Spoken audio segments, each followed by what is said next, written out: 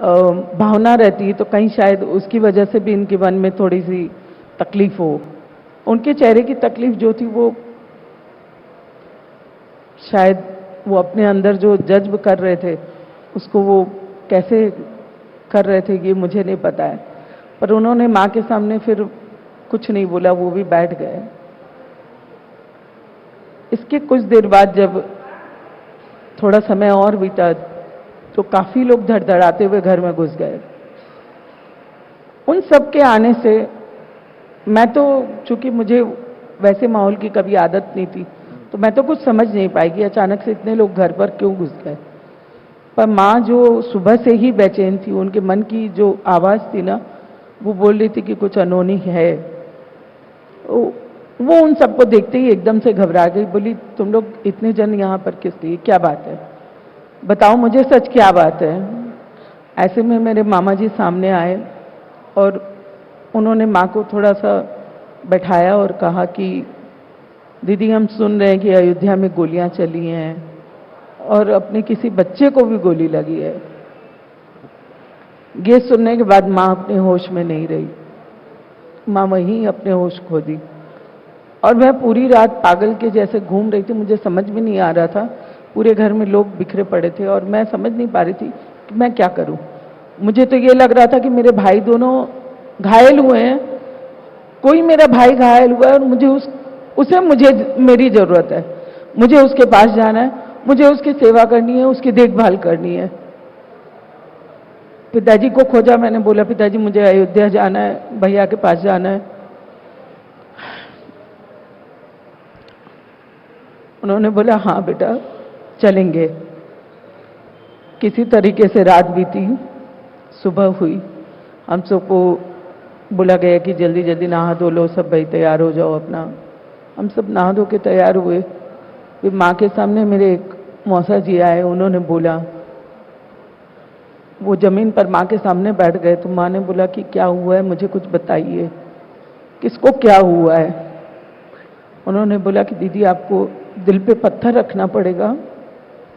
माँ ने बोला क्या हुआ, किसको। उन्होंने बोला आपके दोनों बच्चे नहीं रहे, राम शरद दोनों नहीं रहे। ये सुनने के बाद घर में माँ तो तुरंत ही बेहोश हो गई थी और घर में इतना हाहाकार मच गया। मैं समझ नहीं पा रही थी कि ऐसे में मैं क्या करूं, कैसे मैं अपने माँ पिताजी को देखूं, कैसे मैं खुद को संभालूं। मैं भी उस समय एक तरीके से बच्ची ही थी। बहुत तकलीफ वाले वो दिन थे। अभी भी याद करके आप भावुक हो रही हैं।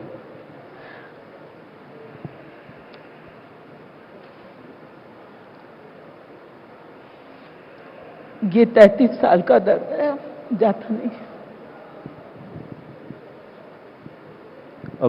अभी उसे महसूस करती हैं आप। उस वक्त कोई था आपके साथ, आपको सहारा देने के लिए? 13 दिसंबर को आपकी शादी है, घर पे शादी तो मैंने कैंसिल करवा दी थी और सहारा तो सभी लोग बने। आपको मैं कहूँ तो बड़े लोगों की बात कहूँ तो अशोक सिंघल जी, उमा भारती जी, आचार्य धर्मेंद्र जी, साध्वी रीतमरा जी और सारे बड़े लोग थे जो हमारे साथ उस समय थे। उसके अलावा मैं ये कहूँ कि जो वहाँ के लोकल संघ के अधिकारी समझिए, चाहे भैया और के साथ के खेले हुए संघ के स्वयंसेवक समझिए, उन सब ने पूरा संभाला हमें। आज बहने दीजिए, आज इन्हें रोकिए मत, आज इसको बहने दीजिए। आज इतने सालों बाद 22 जनवरी की जब तिथि आ रही है, रामलला विराजमान हो रहे हैं, तब आपको कुछ लगता है कि जो अक्टूबर 1990 में आपके भाई करने निकले थे, कहीं उसका साक्षात्कार हो रहा है? बिल्कुल।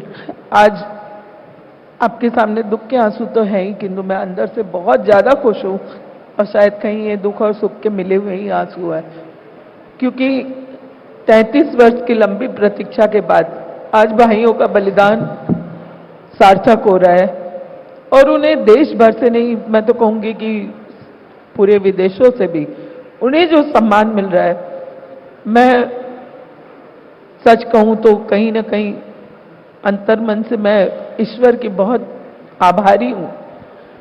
सबसे पहले तो उन्होंने अपने राम काज के लिए इन्हें चुना और इन्हें अपने चरणों में स्थान दिया।